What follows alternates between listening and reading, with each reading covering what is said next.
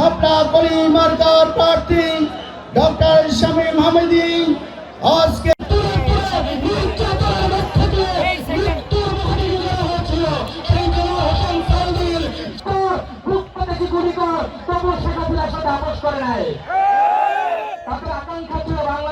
এই শান্তি নিশ্চিত করার জন্য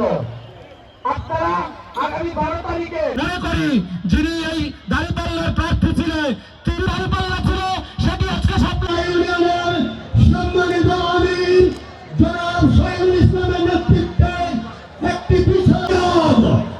জনাব আবুল কালাম আউযু বিল্লাহি মিনাশ শাইতানির রাজিম। আগামী জাতীয় ত্রয়োদশ সংসদ বাংলাদেশ আবার মানুষের হৃদয়ের মণি, আমাদের হৃদয়ের স্পন্দন। বসে আছেন অনেক যুবক এবং তরুণ ভাইরা, আপনাদেরকে অতি সত্বর আপনারা দেখেছেন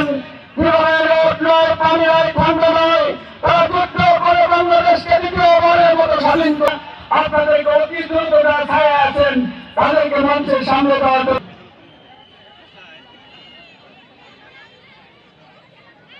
জেলা শাখার সম্মানিত সংগ্রামী আমির জনাব শরীফ মোহাম্মদ আমির পর্যায়ের অতিথিবৃন্দ এবং আমার সামনে উপস্থিত সম্মানিত উপস্থিতি এ নাহিদে এ জামাতে এ এনসিপি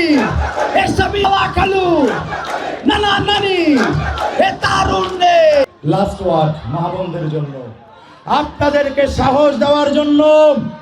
আমার ডাক্তার মাহমুদ মিতুল এখানে এসে